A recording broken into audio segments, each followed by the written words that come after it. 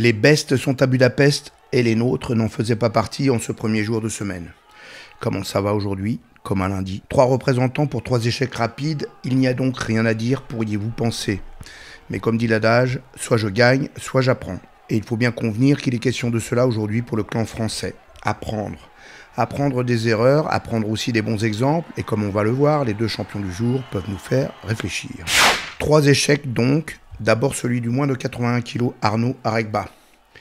Un vice-champion du monde junior 2022, champion d'Europe des moins de 23 ans la même année, génération Valadier-Picard et Johan Benjamin Gaba, ce qui devient une carte de visite. Ultra talentueux, il avait laissé quelques doutes sur la cohérence de son engagement au point d'être sorti de l'INSEP l'année dernière avant les Jeux. Décision piquante qui avait eu le mérite de le remettre en selle du point de vue des résultats puisqu'il en avait alors enchaîné assez pour revenir au premier plan de la catégorie en cette année 2025 devant Alpha Oumar Diallo en panne et le champion de France Luca Hautmann blessé. Son potentiel reste intact et il est encore jeune à 23 ans, mais il lui faudra s'inspirer un peu du tempérament des leaders de sa génération justement s'il veut s'élever à la hauteur des enjeux d'un grand championnat. Vaincu rapidement au championnat d'Europe par le jeune monstre russe Timur Arbouzov, on va reparler de lui, il tombe au premier tour au championnat du monde ici à Budapest. Pour avoir le droit de continuer, il fallait passer le boss premier niveau, Victor Sterpou, 26 ans et 35e mondial, solide et expérimenté. Ce Moldave faisait ce qu'il devait faire, testant le jeune Français sur le plan tactique. Arnaud Aregba engageait le combat en cherchant à poser les mains pour construire la bonne attaque, mais son rythme un peu randori à Benidorm ne convenait pas à l'arbitre qui le décalait aux pénalités. Pour n'avoir pas compris le message et tenter de s'ajuster à la situation, il prenait la 3e sans même avoir vraiment commencé son premier championnat du monde senior. De son point de vue, ce n'était pas une si mauvaise expérience. C'est assez dur, c'est une défaite qui franchement qui me fait mal, qui vient pas forcément récompenser comme je l'aurais souhaité, tout l'engagement que je peux mettre au quotidien et toutes les choses que j'essaye de mettre en place. Après, comme on dit beaucoup chez moi, ce qui doit être à toi sera à toi et si c'est pas à toi, c'est que c'était pas à toi, donc qu'aujourd'hui c'était pas à moi. J'avais mon game plan que j'ai gardé jusqu'au bout, donc c'était surtout de me focaliser sur le fait de ne pas me laisser coller, de mettre du mouvement, de l'activité et de contrôler son côté droit, son côté fort. De façon à ne pas me faire envahir. Donc toujours mettre distance, se décaler, jouer avec les hachis, rester en mouvement, pas statique. Et puis vraiment l'empêcher de venir au contact pour essayer en fait, là où lui essaye souvent d'aller dans cette situation un peu 50-50, un peu corps à corps, où lui il est très fort, où lui il peut développer son judo. C'est une réussite quand même pour moi qui a souvent du mal en fait à garder mes plans de match. Donc là j'ai réussi à le garder jusqu'au bout, ça paye pas cette fois-ci, mais je suis sûr entre guillemets que c'est un axe de progression qui me permettra de remporter de nombreuses médailles à l'avenir. Franchement, je ne pense pas que c'est une compétition oubliée. Je pense que c'est une compétition où il y a beaucoup de positifs quand même. Je me sentais bien physiquement, je me sentais bien mentalement. J'ai l'intime conviction que je suis sur la bonne voie. Donc même si là ça a pépé cette fois-ci, je vais pas te remettre en question et je vais essayer de continuer comme ça. Dans la mesure où j'ai pas performé comme j'aurais souhaité performer, donc je dirais pas une bonne saison, mais en tout cas ce qui est sûr c'est que j'ai eu quand même beaucoup d'enseignements cette année et j'ai eu une vraie progression qui malheureusement à mon sens ne se traduit pas assez dans mes résultats aujourd'hui, mais moi j'ai pas de doute, comme l'a dit Romain, le travail paye donc ça paiera. Du côté de l'expérimenté entraîneur Franck Chambilly, le son de cloche était largement dissonant. À partir du moment où on monte sur le tapis, c'est pour combattre. Et alors après l'arbitrage, il est ce qu'il est. Pour ma part, c'était un combat très bien arbitré. La première pénalité, elle tombe normalement parce que c'est Arnaud qui fait lâcher, mais il ne reprend pas derrière, donc elle est justifiée. La deuxième pénalité, elle va aux 2 combattants parce qu'ils se regardent combattre. Donc ça fait un décalage de 1. Donc Arnaud, il se retrouve au pied du mur. Et donc c'est à lui de faire la différence pour remonter. Et là, on ne voit pas d'agressivité, on ne voit pas un sens tactique. Notamment lié sur l'agressivité et la prise d'initiative. Vous voyez, il est à l'arrêt, l'autre il fait juste ce qu'il faut pour pas. Donc le Moldave, tactiquement c'est bien joué. Hein. Et puis la 3e elle monte, mais au-delà de ça, c'est vraiment il ne se range pas du monde. Il n'est pas à la hauteur de l'événement d'un point de vue état d'esprit. On va débriefer de la compétition de toute façon, mais il y avait quand même des signes aussi au Championnat d'Europe. Où il a perdu au 2e tour sur le Russe qui avait gagné très fort, mais sur le premier combat ça avait été un peu ça aussi, où il était tombé 2 fois sur le Grec, Il avait pris 2 impacts, puis il avait mis Hippon quasiment sur le gong. Donc, sur les premiers tours, il est quand même, il a difficilement à se mettre en route. Et ça, c'est un vrai problème. Parce que sur un championnat officiel, voilà, on ne peut pas se permettre d'arriver pas prêt et surtout pas engagé. Et le Moldave, il l'a bien senti. Hein. Très honnêtement, je suis frustré et je suis vraiment pas satisfait du comportement. Moi, je ne le cache pas, on aura un débriefing assez sérieux et on va mettre taper du poing sur la table pour essayer de... Parce que bon, on peut perdre, mais de cette manière de ne pas se livrer, ça c'est pas dans notre ADN. Et il faut surtout pas, faut pas se mentir à soi-même. Voilà. À un moment donné, la stratégie, c'est d'opposer le bras droit, mais derrière de se décaler pour pouvoir libérer l'espace et après renvoyer le bras. Et là, ouais, hop, à l'arrêt, quoi. À l'arrêt, il n'a pas démarré. Donc la tactique, il l'avait. Mais dans la représentation et dans les faits, et ce que ça génère avec de la mobilité, avec de la vitesse sur les mains et de l'agressivité, bah, il n'y était pas. C'est à lui de montrer les crocs, quoi. On n'a pas vu quelqu'un qui s'engage pour aller au moins passer un premier tour, quoi. 2 féminines françaises encore à la bataille ce lundi pour faire oublier l'illustre Clarisse Agbenienou dans cette catégorie des moins de 63 kilos. Présente sur 11 et 12 derniers championnats du monde, c'est déjà un chiffre fou, elle en a ramené 9 médailles, 9 sur 11 participations, c'est extravagant, dont 6 titres. Et ce chiffre est légendaire, sculpté dans le marbre de l'histoire de la discipline. C'était aussi pour l'équipe de France féminine une assurance tout risque, un confort permanent. Quoi qu'il puisse arriver aux autres, elle ramenait un titre, au pire une médaille. Nous sommes entrés, peut-être encore pas dans le post-Teddy, dans le post-Clarisse, mais au moins dans une période où leur présence s'inscrit de plus en plus en pointillé. En 2022, Clarisse Agbenienou était absente et Manon Deketer avait cette année-là maintenu la réputation du judo français dans cette catégorie en s'offrant une remarquable et inattendue médaille de bronze. Le genre de parcours non programmé qui laisse toujours de bons souvenirs. Elle était une nouvelle fois sélectionnée et était donc là pour un revival. Mais à ce jeu, elle était loin du compte face aux fantômes qui se dressaient devant elle. L'inquiétante Rafaela Silva, désormais 33 ans, médaillée mondiale pour la première fois en 2011, championne du monde en 2013, championne olympique en 2016, est revenue d'une suspension pour dopage présumé pour reprendre un titre mondial en 2022. Depuis sa 5e place aux Jeux de Paris en moins de 57 kg, sa catégorie de toujours, voilà qu'elle s'offre au crépuscule de sa carrière une prolongation dans la catégorie supérieure. Une mauvaise rencontre à l'évidence pour un tour de chauffe. Manifestement bien à l'aise dans un corps convenablement hydraté et sans déficit de puissance malgré la montée de KT, Silva allait faire en 20 secondes la démonstration de son énorme tsurikoshi à gauche. Trop conciliante sur le coup, Manon Deketer laissait monter le bras jusqu'à la ceinture et acceptait de suivre jusqu'à la bordure en tolérant les 2 mains posées de la brésilienne. Le genre de séquence où après la chute, on se dit, en randori, mais non, enfin, ne refais pas l'erreur. Sauf que là, on est au premier tour du championnat du monde. Pas grand chose à dire de plus, comme en convenait l'entraîneur Kylian Leblouc, qui rappelait, c'est d'autant plus frustrant, que Manon Deketer était dans une excellente séquence. C'est dur de faire une analyse de match sur ça. Après, honnêtement, sur la seule séquence qu'elle nous propose, elle fait pas ce qui était prévu. Je pense qu'elle est encore plus frustrée que moi, donc... Voilà, c'est pas facile. Franchement, elle est en forme depuis un certain temps. Elle reste sur 4 finales en Grand Prix Grand Chelem, dont une gagnée. Elle fait partie des meilleures du monde. Elle a déjà une médaille mondiale et ce matin, elle avait du gaz. Après, sûrement un truc dans la tête qui fait que elle se met un peu en dedans, qu'elle fait pas le job, qu'elle reste un peu spectatrice du match. L'autre est très opportuniste, elle a un palmarès long comme le bras dans une autre catégorie, mais tu sais que tu n'as pas le droit à l'erreur contre elle, donc elle laisse passer sa chance d'accéder à probablement une médaille mondiale, parce que je pense qu'elle en a le niveau, c'est frustrant. Quant à la malheureuse, il ne lui restait plus que ses yeux pour pleurer. Je suis en train de vivre un cauchemar.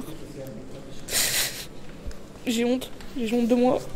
Je suis déçu de moi, j'ai déçu beaucoup de monde, je pense. Voilà, en vrai, rien à dire de plus. Je me sentais bien, j'avais travaillé pour, j'avais fait les choses nécessaires. J'ai fait en sorte d'être bien. Et au final, je vais pas être si bien que ça. Il en restait une, et le clan français avait les yeux braqués sur elle, pour sa jeunesse pleine de promesses, pour ses références hors normes. 2 médailles d'or en championnat du monde junior. Des promesses déjà en partie tenues depuis quelques mois d'ailleurs. Alors qu'elle était restée anonyme en senior, malgré les sorties en Grand Chelem 2024, avant l'obtention de son dernier titre mondial junior à la fin de l'année, elle avait changé de braquet ensuite et marqué les esprits par une médaille de bronze à Paris en 2025, enchaînée avec l'or au Grand Chelem d'Astana. Aborder son premier championnat du monde, le pas était grand. Elle faisait pourtant une bonne mise en route contre une ancienne gloire sud-américaine, Henriquelis Barrios, par 2 fois toute proche d'un podium mondial et olympique. Elle lui marquait Yuko Sotogari sur une grosse montée de bras et la vénézuélienne finissait disqualifiée pour fausse attaque. Le tour suivant était encourageant aussi malgré tout car la Mongole Enkhrilen Lagvatogo n'était montée que depuis les Jeux en moins de 63 kg. Elle s'y sentait bien en revanche, comme le prouvaient d'excellentes performances depuis, dont une médaille de bronze au Grand Chelem d'Astana, justement battue en demi-finale par la jeune française Oshkorn. Le combat n'avait pas été simple à emporter et il lui avait fallu 6 minutes pour placer un Tayotoshi en déplacement efficace. Sur ce deuxième tour de championnat du monde, la Mongole se révélait volontaire pour tenter d'arracher une victoire tactique et c'est d'ailleurs Melchior Oshkorn qui prenait le premier shilo. Un shilo très étonnant pour contact à la jambe selon le geste de l'arbitre dont on a peine à comprendre au ralenti ce qu'il sanctionne. On ose imaginer le pire mais malheureusement c'est probablement l'explication et si ce n'est pas le cas, le mystère reste entier. L'arbitre sanctionne le fait que dans la chute, le bras de Melchior Oshkorn, sans aucune action de défense, vient naturellement au contact avec la cuisse de la Mongole déjà à plat ventre, ce qui démontre d'ailleurs que cette attaque n'était pas vraiment sincère, mais c'est un autre débat. Si des membres de la Fédération française nous écoutent, et c'est le cas bien sûr, il serait peut-être intéressant de faire de cette sanction, comme de la 3e pénalité prise au second jour pour une raison identique par Amandine Bouchard contre Uta Abe, un dossier à présenter à la commission d'arbitrage. Est-ce bien la raison de ces 2 pénalités et si oui, quel est le projet? Faut-il désormais accepter l'attaque adverse avec les mains dans le dos comme le font les footballeurs pour éviter le penalty? On s'interroge, on doute un peu aussi. À quel moment sommes-nous passés d'une décision visant à empêcher les tentatives de ramassement de jambes trop présents à une sorte de dogme quasi-religieux, un tabou condamnant tout contact des mains avec les jambes? On peut aussi s'attrister, encore une fois, du mal qui est fait au patrimoine du judo, dont le travail de défense sur attaque était évidemment une grande richesse, en passe d'être perdu. Mais c'est encore un autre débat, toujours en suspens. Pour cette fois, heureusement, cette première pénalité étrange ne sortait pas notre représentante du jeu. Elle montait fort la main par 2 fois et la Mongole tombait à genoux systématiquement, 2 fois pénalisée par l'arbitre, mais épargnée la seconde fois par la table qui estimait que la Française avait écroulé volontairement son adversaire. Cherchant son salut dans les seoinage non préparés, la vice-championne d'Asie ne donnait pas l'impression d'avoir les cartes en main, jusqu'à l'erreur fatale de la jeune Oshkorn qui tentait son Tayotoshi sans préparation, au moment même où l'adversaire lançait une confusion avant-arrière qui lui permettait d'anticiper en contre et de marquer. Le rush des 2 dernières minutes offrait encore un Yuko en contre à la Mongole, mais montrait aussi que la puissance de la double championne du monde junior aurait été difficile à gérer pour elle dans un autre scénario. Un combat à porter, c'est encore pire. C'est le métier qui rentre, même s'il est bien frustrant de ne pas sortir le meilleur combat au bon moment, comme le regrettait pour elle la coach Jane Bridge. Bon, on savait que c'était un gros combat, mais avec une fille qui a de l'expérience. Mais bon, c'est tout à fait à sa portée, donc forcément une grosse déception. Elle fait une erreur, surtout son Tayotoshi qui est souvent efficace, mais elle n'a pas du tout préparé, c'était pas le bon moment. Et donc ça se pardonne pas après, elle contre et il y avait ils ont enlevé un shido pour l'adversaire, donc elle n'a pas pu remonter malheureusement. Voilà. Dès que Melchior avait les mains posées, elle se jetait un petit peu en dessous, pas assez pour être pénalisée, mais juste assez pour que ça compte comme une attaque et surtout ça la sort à une situation difficile. Bon, on espérait un peu plus de parcours aujourd'hui. Voilà, c'est comme ça, on va recommencer. C'est un autre jour demain et donc on va recommencer. Melchior Oshkorn, quant à elle, constatait qu'elle est désormais attendue par des adversaires qui lui font le paradoxal compliment de l'avoir étudiée. Maintenant, je suis plus trop une inconnue, donc elles savent de plus en plus quoi faire, elles sont moins surprises, donc ouais, je pense qu'elles m'ont bien étudié, quoi. Comme moi je les ai étudiées. C'était très difficile, elle savait quoi faire, elle savait comment me repousser, comment m'empêcher d'attaquer, donc j'ai pas pu remonter et j'avais pas assez de temps pour pouvoir faire tomber les shidos, donc voilà. Oui, il y avait du stress puisque c'était ma première et je voulais vraiment bien faire et je savais que ça pouvait bien se passer pour moi, donc j'avais vraiment beaucoup envie de prouver ce que je voulais faire, mais voilà, c'est pas passé. Moi je suis très déçue, en plus je l'avais déjà battue il y a 1 mois, donc voilà. L'histoire se souviendra, ou pas, que Melchior Oshkorn a raté ses premiers championnats du monde senior, comme d'autres avant elle, et non des moindres, y compris dans cette catégorie de poids. Qui se souvient que Lucie Decosse avait perdu au premier tour du championnat du monde 2001 contre la coréenne Lee Bok-hee? Qui se souvient que Clarisse Agbenienou avait été battue au premier tour en 2010 en 15 secondes par la Thaïlandaise Suratana Tongthri et l'année suivante, en 2011, au premier tour par la Néerlandaise Van Emden? Les archives. C'est devant désormais qu'Oshkorn doit regarder. Il y a un avenir à écrire. Il peut être radieux. Ankrilén Lakvatogu prouvait au tour suivant qu'elle avait bien préparé ses championnats du monde en faisant à peu près le même combat contre la très solide Canadienne Catherine Beauchemin-Pinard, médaillée olympique et mondiale qui partait pour le même sort que la Française et devait courir après le score. Mais Catherine a une particularité. C'est un monstre au sol. C'est dans les dernières secondes qu'elle parvenait à déplier le bras de cette Mongole qui refusait de céder, mais pas son articulation qui allait lui faire défaut pour le reste de la compétition. Et c'est sur le même geste technique que Beauchemin-Pinard arrêtait l'épopée de la brésilienne Silva, qui avait propulsé dans les airs du beau monde après Manon Deketer pour arriver en demi-finale. C'était la leçon du jour. Dans un système de combat de plus en plus difficile à contrôler debout, avec des adversaires qui ne tolèrent plus les gardes adverses, les passages au sol, quand ils sont très bien maîtrisés, sont une voie express vers le succès. Si on en voulait une autre preuve, il suffisait de regarder sur l'autre tapis pour suivre l'évolution fascinante d'une presque anonyme, la japonaise Haruka Kaju. Vous ne la connaissez pas. Elle a déjà 25 ans pourtant. En 2017, elle avait été victorieuse du championnat national cadet, mais l'encadrement japonais lui avait préféré sa finaliste pour la sélection, Ayano Yuki, revenue avec l'or de Santiago du Chili. La même année, elle avait fait la finale du championnat junior, derrière Honoka Araki, qui sera championne du monde. Haruka Kaju avait encore atteint le podium national junior 2 ans plus tard, en 2019, sous le règne de la double médaillée mondiale Asumi Ura. Elle disparaît jusqu'en 2023, où elle se classe 3e du championnat national senior, ce qui n'est pas suffisant pour sortir. Mais à la fin de l'année dernière, elle gagne la Coupe du Kodokan, la compétition de rattrapage qui offre le sésame pour une sélection au Grand Chelem de Tokyo. Cette fois, elle a enfin sa chance. Depuis, elle n'a tout simplement plus perdu un combat. Victorieuse à Tokyo, puis à Paris pour son second test international où elle dominait les 2 sélectionnées françaises, Oshkorn et Deketer, puis au championnat d'Asie qu'elle emportait aussi avec en prime ce billet pour les championnats du monde. Franchement, elle ne paye pas de mine, elle semble constamment en difficulté sous les gardes adverses et ne marque qu'un seul yuko debout sur l'ensemble du championnat. Mais au sol, c'est une machine. Prise à son propre jeu, la Canadienne, en finale, ne pourra que rendre les armes et un hommage éclairant à son adversaire. J'ai pas l'habitude, je pense que beaucoup de monde qui travaille au sol autant que moi. Donc, on était 2 bonnes filles qui travaillaient au sol égales.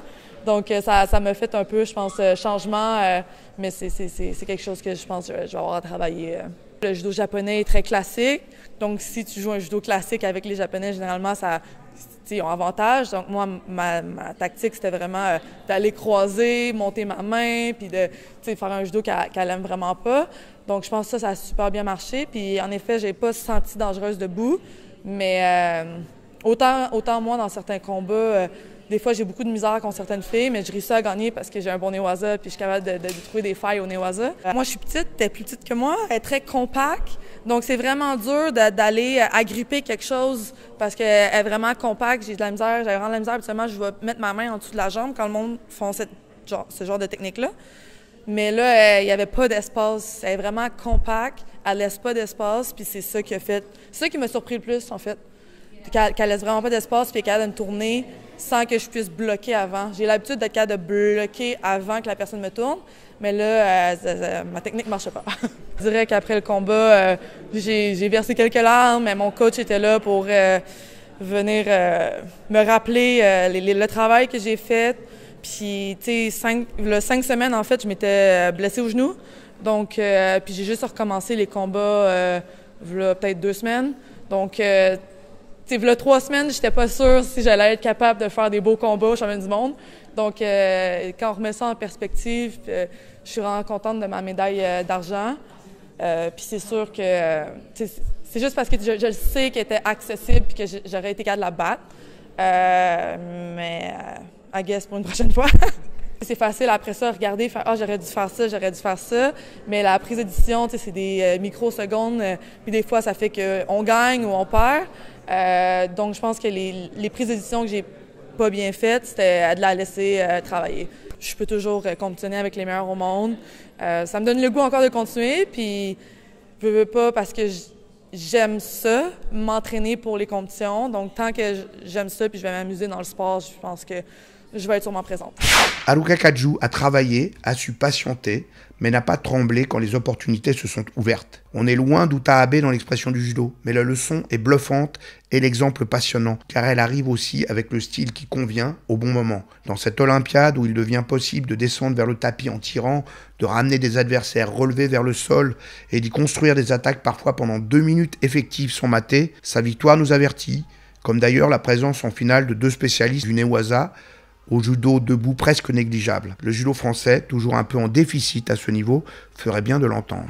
Lui aussi donne des leçons, et c'est plutôt à ses adversaires qui étaient pourtant considérés encore jusqu'au jeu comme la crème de la crème du judo mondial. Le jeune russe de 21 ans Timur Arbuzov pousse le belge Mathias Kass, 28 ans, et même l'étincelant géorgien Tato Grigalashvili, 25 ans, au rayon des antiquités. Comme Haruka Kaju dans son genre, aujourd'hui, comme en moins de 73 kilos, le français Johan Benjamin Gaba, dans un autre, Timur Arbuzov annonce l'arrivée d'un judo 2.0 qui assomme la concurrence jusqu'à l'humiliation. Il ne paye pas de mine lui non plus, avec son visage encore juvénile et sans expression, un corps qui fait presque gracile, mais il est effrayant d'efficacité et de pure confiance. Il était attendu pourtant après une finale inaugurale l'année dernière où le champion en titre Tato Grigalashvili concluait contre lui sa 3e victoire mondiale de rang et surtout peut-être depuis les championnats d'Europe de cette année où il avait humilié les meilleurs dont le Belge et le Géorgien par son style. Foudroyant et sans état d'âme dans ses prises d'initiative, il est aussi incroyablement souple et impossible à sortir de son équilibre au sol comme en l'air. Dans la lignée des Terminators, il serait le T-1000 du jour du jugement, du métal liquide à la fois dur et fluide, totalement inarrêtable, faisant passer le T800, le prototype du Colosse, version classique, pour une victime. Arrivé une nouvelle fois jusqu'en finale, sa 5e de rang, Tato Grigalashvili avait de fermes intentions de revanche, mais ceux qui avaient pris le pari que la force bien dirigée l'emporterait encore une fois sur cette étonnante proposition nouvelle de mouvement permanent déchantèrent dès les premières secondes. Il était évident que ce combat, haché d'ailleurs par 4 sorties pour saignement du triple champion du monde en titre, allait être un long supplice pour la machine géorgienne.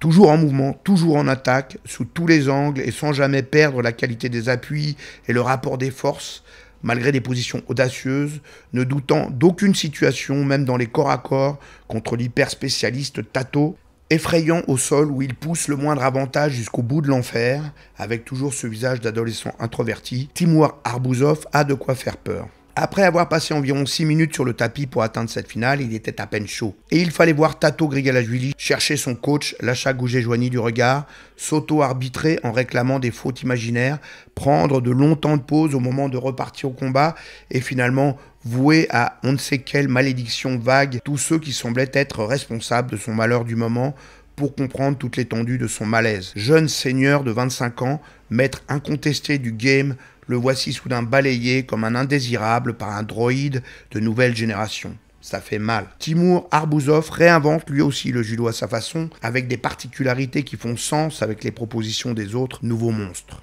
Ce qu'il pense de tout cela, nous sommes allés voir au milieu des journalistes russes joyeux et espiègles au point de le charrier sur son côté peu expansif, lui demandant si par hasard il n'aurait pas été mordu par son camarade d'équipe, le moins de 100 kilos, Matvei Kankowski, encore moins souriant que lui. Есть. Просто не знаю, может, пока чуть не осознаю. Радость очень большая. Non, il y a de la joie. Mais je ne sais pas. Peut-être que je ne réalise pas vraiment encore. Pourtant, je suis très heureux d'avoir pu décrocher l'or. Pour ma 2e finale consécutive, je ne voulais pas repartir avec quelque chose d'autre que cette médaille d'or, à laquelle j'ai pensé toute l'année. J'ai tout fait, j'ai écouté tout le monde, j'ai écouté ce que les entraîneurs disaient. J'ai fait tout cela dans un seul but, celui d'obtenir précisément ce titre aujourd'hui. Наверное, хорошо подвелся к турниру. Готовился последний месяц-полтора на сборах. Хорошо подвели меня тренера сборной.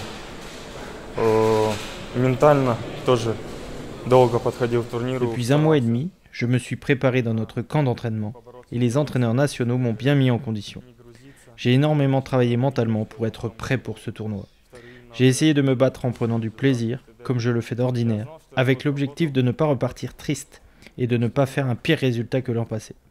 J'ai beaucoup donné pour cela, en travaillant sur mes blessures, la descente au poids. manger, dormir, écouter les entraîneurs, pour insister sur mes erreurs. J'étais convaincu que cela allait porter ses fruits et que l'or allait être pour moi cette fois.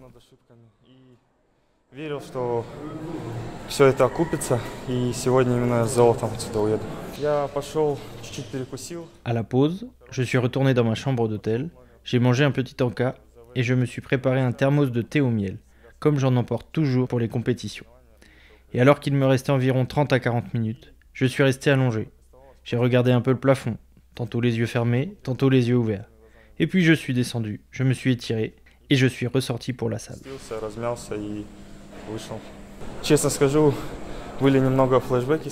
Durant toutes ces pauses médicales en finale, j'ai eu des flashbacks de l'an passé, où cela s'était déjà produit. Mais cette fois, j'en ai tiré avantage à 100%, car je commençais à être fatigué à certains moments. Mais dès qu'il est parti se faire soigner, je ne sais pas comment, j'ai réussi à récupérer pour être sur pied lorsqu'il est revenu. Il ne s'est passé que 30 secondes pourtant. J'étais rechargé pour 2 ou 3 nouvelles attaques, et il est retourné voir le médecin. Et j'ai récupéré à nouveau.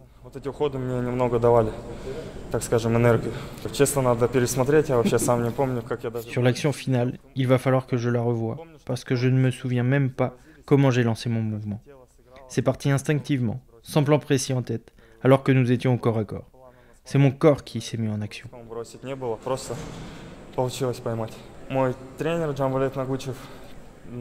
Je suis heureux pour mon entraîneur, Dzambulet Nagouchev, qui mérite depuis longtemps d'avoir un champion du monde dans son dojo. Je suis peut-être le premier, mais je suis sûr que je ne serai pas le dernier. Demain, il y a Mikhail Igolnikov, lui aussi de notre club, qui va combattre avec tous nos encouragements.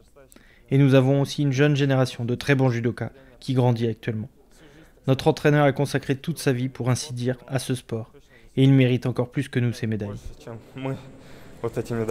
Déçue aujourd'hui, la France reste néanmoins deuxième nation et bien heureuse de n'avoir pas vu le moins de 81 kg géorgien emporter la seconde médaille d'or pour son pays. La Russie a pris ce titre attendu et se prépare à bousculer les équilibres avec ses lourds formidables. Rien n'est joué pour nous. Tout le monde est loin cependant du Japon, déjà à 4 titres et bien parti pour sa haute performance habituelle. Les bestes sont à Budapest, on les a vus ce lundi. On repart au combat avec nos deux moins de 90 kg, une belle rivalité qui peut nous sourire. Le médaillé olympique et européen Maxime Gaël Ngaya Pambou, qui a la performance de son pote Gaba en ligne de mire, et son remarquable challenger Alexis Mathieu. Autre carte maîtresse dans le jeu français, le retour aux affaires de la championne du monde en titre en moins de 70 kg, Margot Pinot. Il va se passer des choses à l'Arena Laszlo Pape. Les bestes sont à Budapest, mais de qui s'agit-il ?